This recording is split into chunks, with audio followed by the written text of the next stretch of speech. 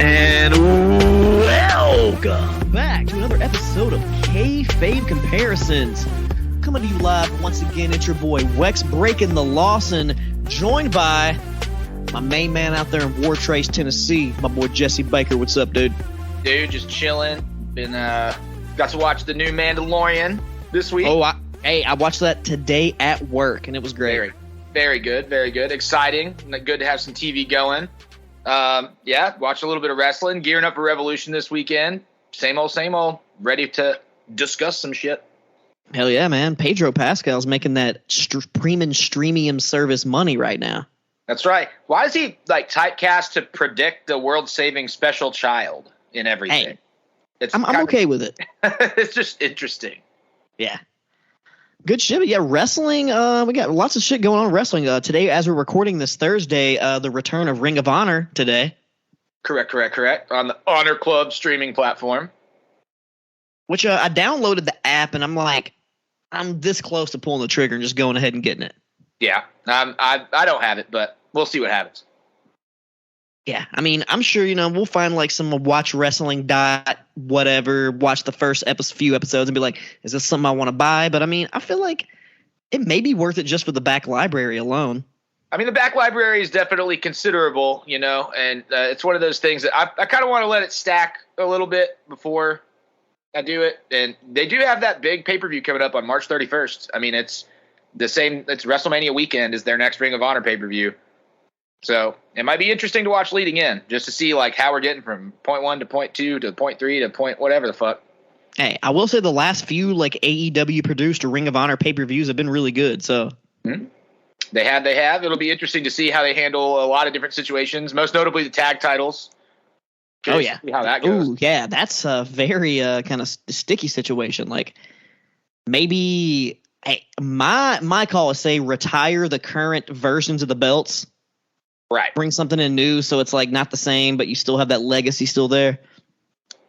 And have an eliminator tournament or a fucking battle royal match or whatever kind of thing they keep doing. Yeah, AEW will come up with something. Yeah, I believe so. I also think it's probably I think we're going to see Kingston move pretty full time to Ring of Honor after his little quit rant. Yeah. Makes sense, and it really makes more sense for his character and the type of wrestling that he does. Yeah, absolutely. I think there's probably going to be better matches, too. There's just not enough, like, his promo will be the top of the heap there as opposed to, like, right at the top of the heap in AEW. But his in-ring stuff will make way more sense with what they're trying to pull off. And I've, like, kind of been looking at, not really spoilers, just some of the matchups that are going to be happening on the first couple of tapings. And there's some pretty heavy hitters, some pretty nice matches going on. And Grand Metalik Mascara Dorada, he's actually got the name Grand Metalik and going by that in Ring of Honor now. Interesting. He secured the rights. WWE just, I guess, didn't really care about that name. That's weird because they just filed to re-trademark both Zack Ryder and Ezekiel Jackson.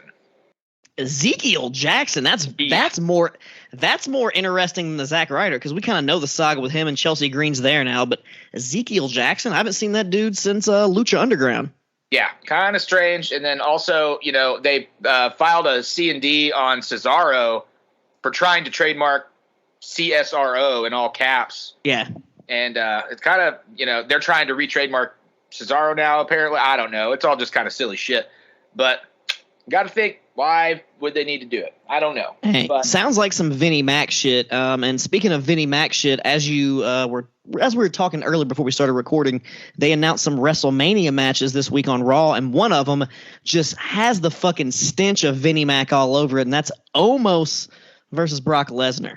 I mean, I don't see it, but according to a lot of other, dirt sheets and stuff like that, which take it with every grain of salt possible, but I guess that there's still like a contingency plan in play if they just don't feel like the reaction leading up to it makes enough sense or whatever. I don't see why they would have gone ahead and pulled the trigger with this announcement unless they were going to do it. But, I think maybe they're still hoping that somebody's going to like come back and, it'll, offer to be a part of it. I mean, this would not, if they didn't, this would definitely not be the first time that WWE advertised a match and we're like, oh, actually not going to happen. So I wouldn't be surprised. I did hear some interesting news that apparently they proposed him to have a match with Bray Wyatt, and he was like, "Nah, I'm good." Yeah. Which honestly might be the best thing, because the last couple Bray Wyatt matches have just not really been very good. I mean, it's very telling that they did this whole saga with Lesnar and Lashley, and Lesnar gets to turn down Bray Wyatt, but now it looks like it's going to be Wyatt and Lashley at Mania. Oh no, yeah, Lashley doesn't quite have that clout to be able to turn down that yet. No, and I really have a hard time seeing how they're going to pull that shit off. I mean, like Lashley doesn't really have the chops for the weird cinematic stuff. You know what I mean? Yeah, I mean, he did do the whole cuck storyline with Rusev. That's he has some acting chops at least. I see that. To me, would be further proof that he does not. But to each their own, I suppose. We've now definitely established that Edge and Finn Balor. Yeah. Which clears up some of the questions about Judgment Day, because now it seems pretty damn clear that Dominic and Rey would be a natural evolution of that too. We know where Rhea's going to be. Who knows about Priest? It's looking like Theory and Cena. I mean, that's definitely what they're teasing. Is that going to be for the title? I would think so, yes. Ooh, imagine Cena getting another U.S. title run, just a few some of them open challenge matches. I doubt he will because of his Hollywood schedule, but it would be pretty cool because open challenge U.S. title Cena is my favorite version of Cena, personally. Oh, yeah. For sure. I think it'll be I mean, makes a lot of sense to give the rub to Theory at this point. They've already kind of done it, but you got to keep on going with it. I mean, you can't be short-lived and then pull the rug out from under him like they did last time. Or else you just have to rebuild the whole fucking thing again. They've done a good job doing it, but you can't waste that much time again. Yeah. I'm just really disappointed that Sami Zayn is not going to get his due shine.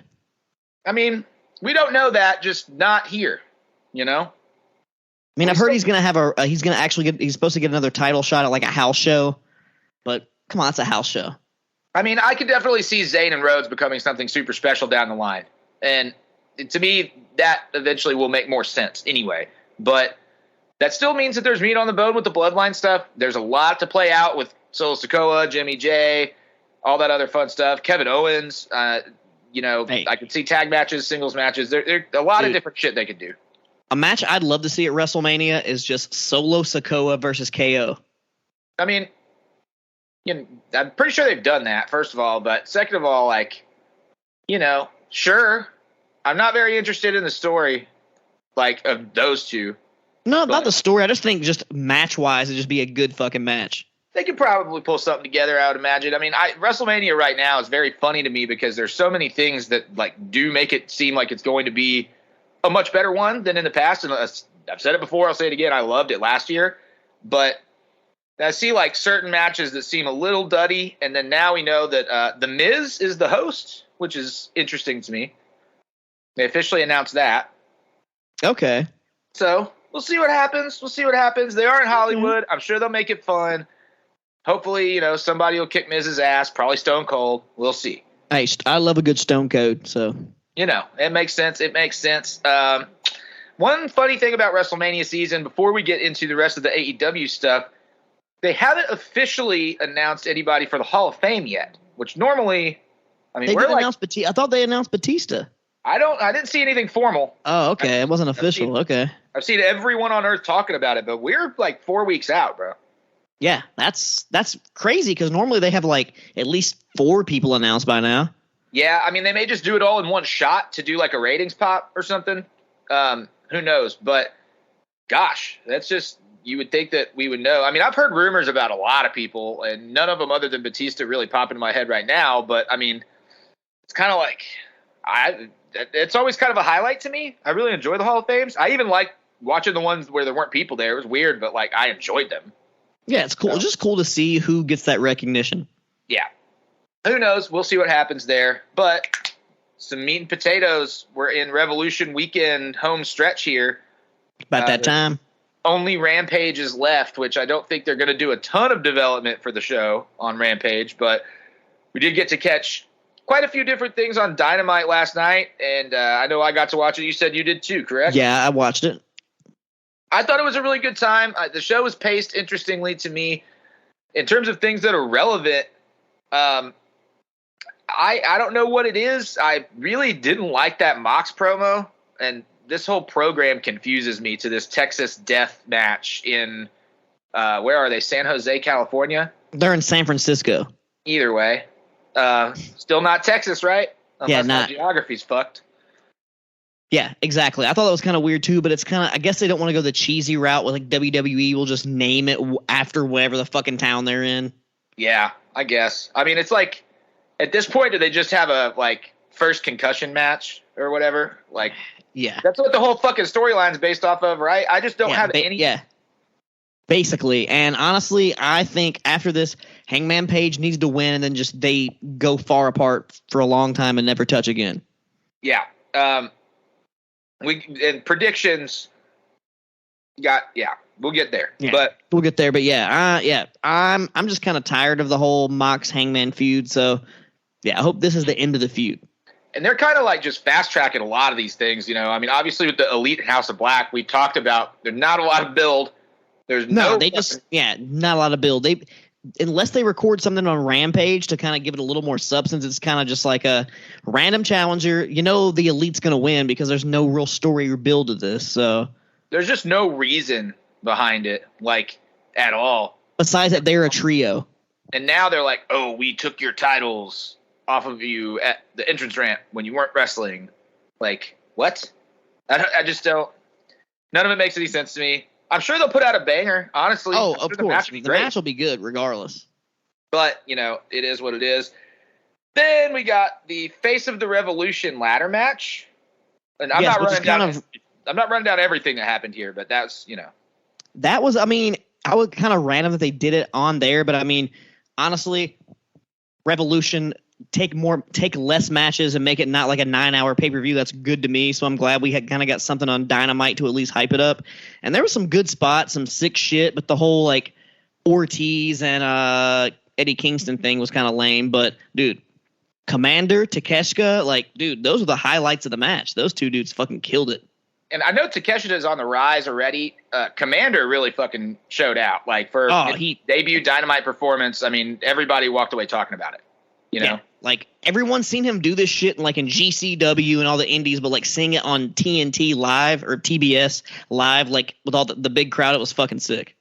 One thing that was kind of unfortunate, there were just a couple of things about like the latter aspects of the match, and particularly the finish, that were like, gosh, if this had just been a skosh different, it would have been so much more impactful for a guy like Hobbs who really does deserve a win there and whatever push is going to come out of it. You know what I mean? But having to watch 3 referees like center the ladder that was not the correct size for him to even get to the fucking thing, and you could tell he kind of didn't know how it was hung, and it was just a very awkward last like full 60 seconds that felt way longer than it should have.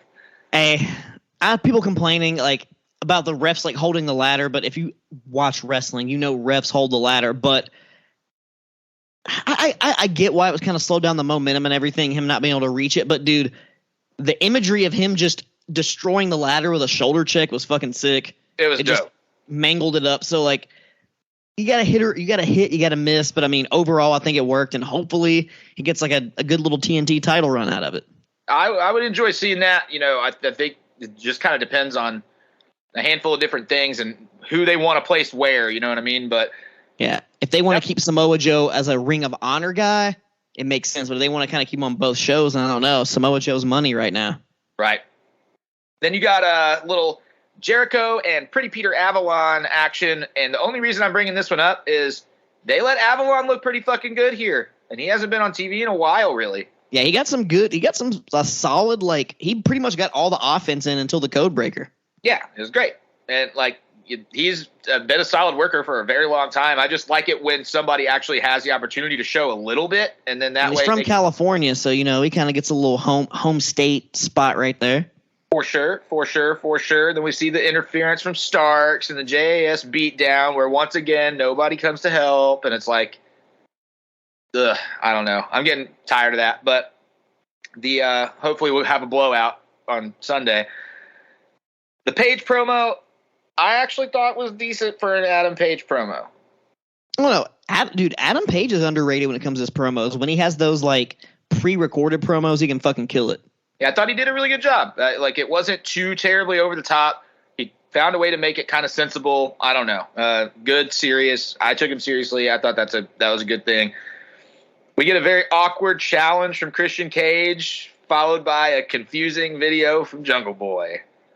And no one knows what the challenge was, really.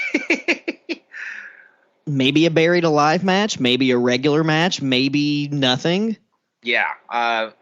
Maybe it's just a concession stand brawl and somebody uses a shovel. Who knows? But it's just kind of a very weird way to set up something. Maybe Rampage, they very well could go into what the actual details are.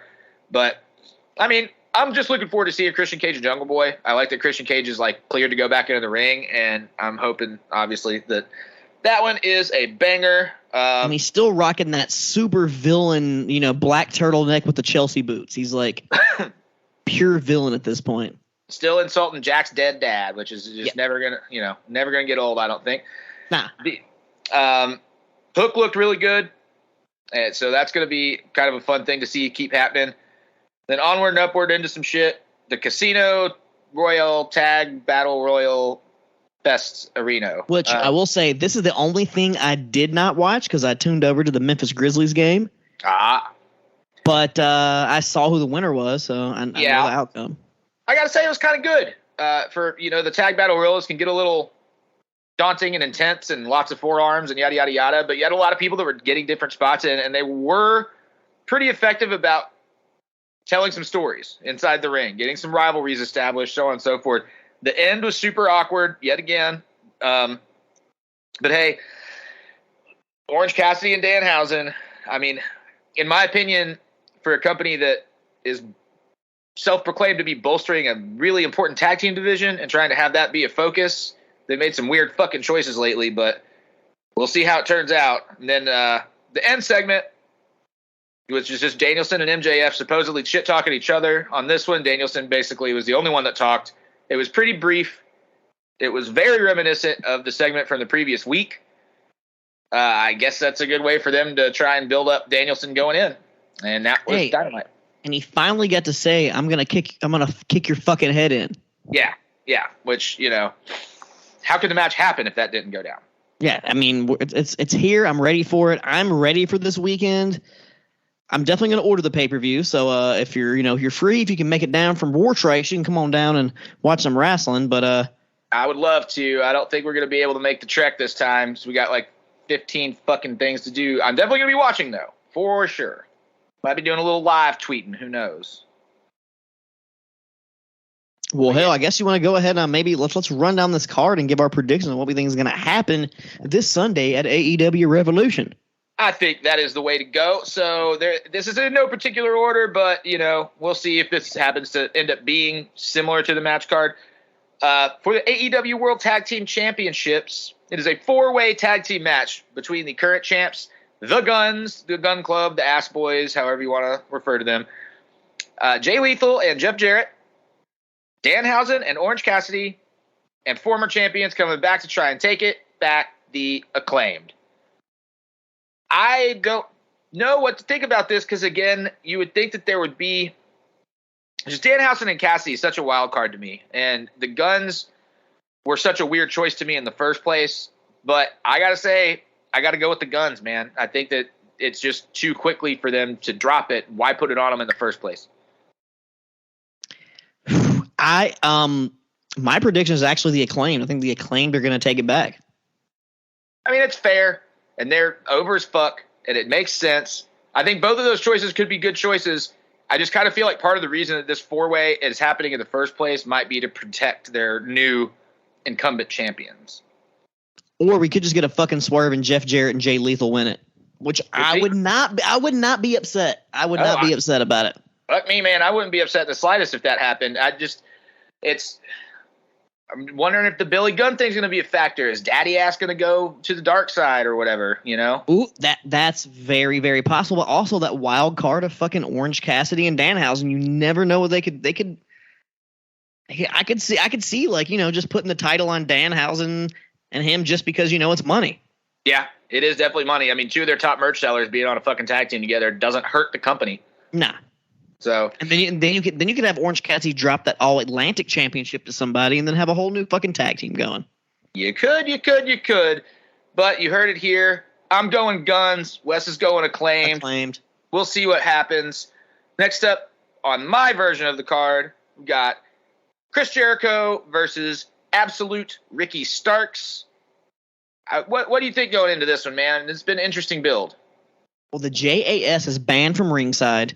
Mm-hmm. And at this point with this whole run that Jericho's on, I think Ricky Starks is going to get the win. He's going to give him the rub and get kind of like maybe we'll get a Ricky Starks singles title run or something soon. I just think that this is going to be that platform, that match is going to push Ricky Starks up into the main event. That's my opinion. Yep. I got to go Starks too. And I'm not sure if it's just wishful thinking because I want them to do exactly what you just said. But I just think it's, at this point in time, Chris Jericho getting a win over Ricky Starks kind of doesn't mean jack shit. And it does nothing for Jericho and just hurts Starks. Right. So smart booking says Starks. Let's hope we're both right. That's an agreement on the podcast for sure. Next up, TNT title match. Samoa Joe versus Wardlow. This one's gotten interesting recently with the Wardlow vignette builds about reminiscing on his dead dad. There's a lot of that going around. And, how that factors into Joe cutting his hair off a while ago, which I got to be honest, Joe might have done him one of the biggest favors anybody's ever done him because he just looks 1,000 times better on screen. Without the man bun and the weird little pullback, I don't know. But first, I saw a picture of him today, and I was like, wow, did Braun Breaker grow like 4 inches? But it's like, no, it was Wardlow. That is true. There are stark similarities there, but I am going to go with Joe because I think Wardlow is somehow the Hobbs factor is going to come into play over time, not necessarily on the show, but I think they want to keep this on Joe for right now and figure out how to make Hobbs part of this between Ring of Honor and AEW. I'm not sure which one goes like on a more regular basis, but I don't think they're giving the title to Wardlow right now. Building Wardlow back as a face makes more sense to continue to kind of have him chase a little bit. Yeah, I think that makes the most sense. Samoa Joe, I could definitely see, and Hobbs getting a win over Samoa Joe is way more impactful to do more for his career. Like, oh, you beat Samoa Joe for the title, not Wardlow. It makes complete sense that they're going to roll with Hobbs. Yeah, I mean, I think that you have to give Hobbs something substantial at some point, but they want to do the same for Wardlow over time. It's just a matter of, like, if he wins here and then loses it, who gives it? All I'm saying is he still has that fucking history with MJF. He could be the guy. It's true. He could be the one to just finally beat his ass. That's true. I mean, we got to see a lot of growth from him on the fucking microphone. I'll say that, but it is what it is. The promos haven't been bad, the recent ones, but that's all we've seen. So next up, the stipulation undisclosed so far match between Christian Cage and Jungle Boy Jack Perry. I don't know about you, but I personally am kind of hoping they do a Buried Alive match. It would be kind of silly to not have that announced or announce it like 2 days before, but I just think that would be fucking fun. I mean, legally it couldn't be called a Buried Alive match, I'm sure, but they could spin it somehow. Yeah, figure something out. They call it a graveyard match because WWE had a boneyard, not a graveyard match. So there you go. There's many ways you could spin it there, and come on, Jungle Boy for the win, right? It only makes sense for that. Yeah, I mean, the only way that it does it is because we both automatically assume that it does. Unless Luchasaurus rises from the dead out of the grave and does some shit, which very well could happen. Which I'm down for that. There are all possibilities, but I definitely think that this is a big step. It might not seem as much because it seems like this feud's been going on for so long because Christian's been out for so long. But the truth of the matter is, like, Jungle Boy, he needs these stars. You know what I mean? Yeah, he needs to beat Christian. Yeah, it needs to happen. So here's hoping Jungle Boy goes over Christian Cage. Then we've got the 3-way for the women's AEW world title with Saraya, Ruby Riott, and Jamie Hayter. Ruby Soho. Is that who you're going? Well, you said Ruby Riott, so I was just correcting. It's Ruby Soho. But yeah, that's who I'm going to go with because it's the wild card. It makes sense. Saraya don't need it. And it would kind of be lame if Saraya got it, honestly, this quick. I think so, too. I went with Ruby strictly because I think Hayter has a lot of steam already. And at some point in time, they got to turn Hayter and Britt. And I kind of wonder if Britt doesn't cost Hayter here. Oh yes, I was thinking the same thing, dude. Britt, because you can see the jealousy. You can see the slight jealousy. Like it's going to work. It just makes sense. It's gonna pop off. And the crowd was kind of behind Jamie Hayter before they were supposed to be anyway. You know what I mean? And I just think that Hayter has a babyface run in her that's going to be pretty substantial, but it's not right now. I think that they need to give it to Ruby Soho for a little while. Let her feud with Saraya for a little bit. Let Hayter feud with Britt for a little bit. And then by the time we have the next pay-per-view, make it something. Makes sense to me. Yeah, that seems like a good outcome. Then we got the match with the longest build on Earth, the AEW Trios title match. The House of Black versus the champions in Kenny Omega and the Young Bucks, otherwise known as the Elite. I'm actually going House of Black here. And the reason being, I feel like the Elite obviously got the titles back pretty quickly, but they've been on these, we've already seen the best of 7. Yeah.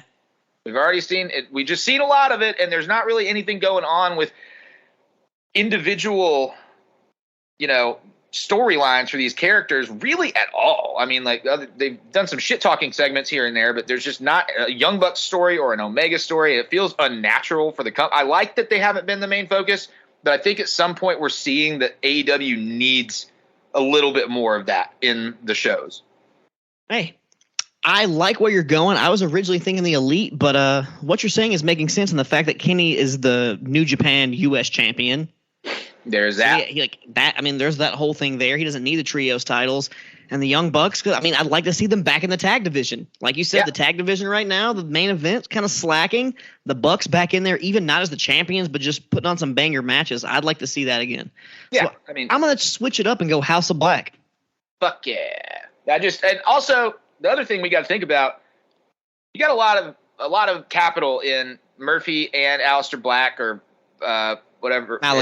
Malachi Black, whatever. But exactly, though. You know what I'm saying? Like, you got to really give these guys a little bit of a pedestal on their own in AEW somehow. And right now, if they're going to use them as a group at all. Trios title's a perfect idea. Like, that just works. Like, they could have, like, a nice dominant run because of their whole spooky thing. Right. Makes sense to me. We have the Californian Texas Death Massacre match between Jon Moxley and Hangman Adam Page. You kind of touched on it earlier. I've got to say I'm going with you. I think Hangman. Hey, yeah, it only makes sense. Hangman and Mox, I think he's been just going so hard since that run he had, the extended one he had to have, and he wanted to take a vacation. I think truly after this match he's going to take a little period off and disappear for a bit. I do too, and I think he needs to. You know what I mean? His character and everything, in order for him to have as much of an impact with their audience, I think he does need some time away. Yeah, he's kind of been overexposed as the past year.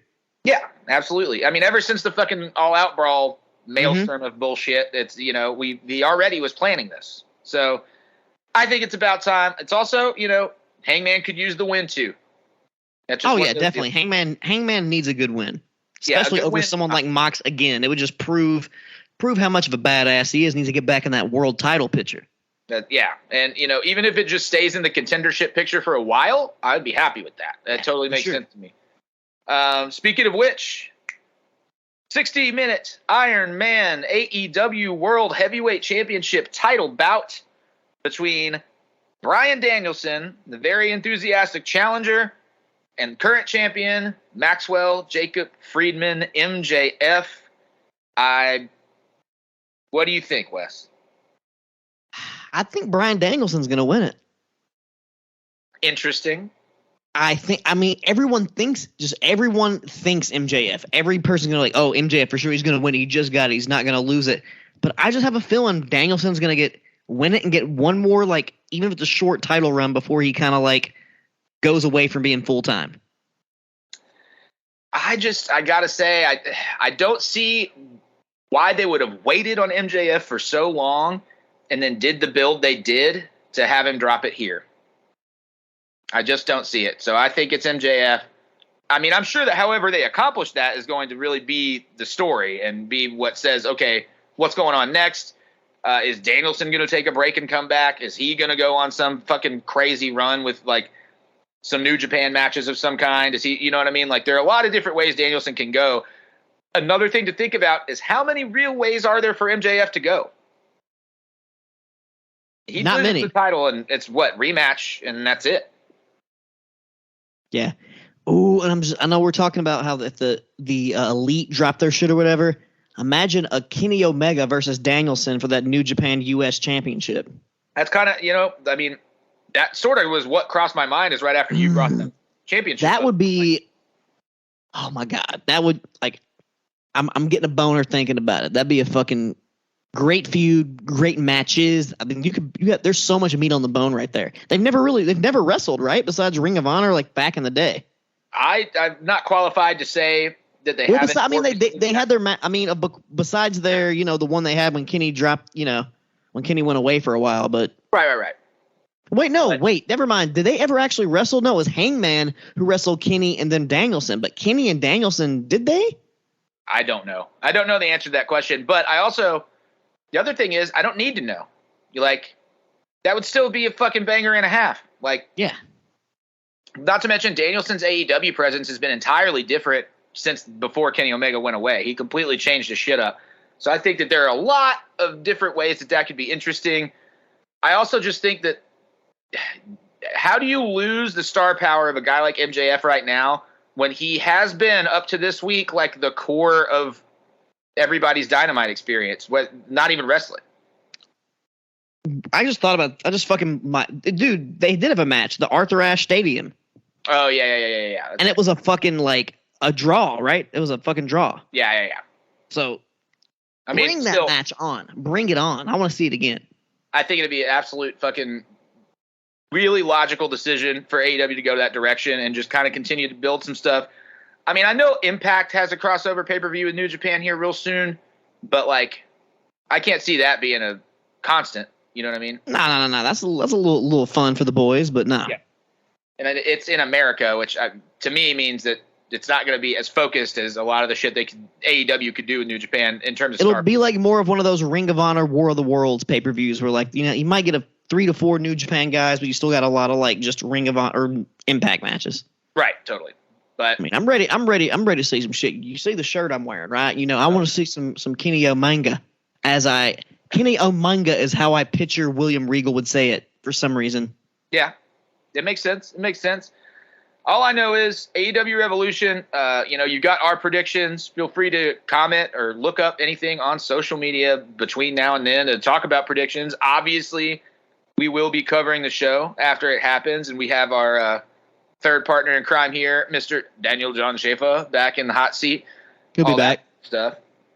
But yeah, man, I mean, wrestling-wise, I have not yet caught up on reels for MLW Underground, unfortunately. I got to figure out a way to actually watch that. But I've heard really good things about the shows. I've seen a lot on social media about it, a lot of clips, a lot of development from the taping. That's how I've been keeping up with it, is the social media.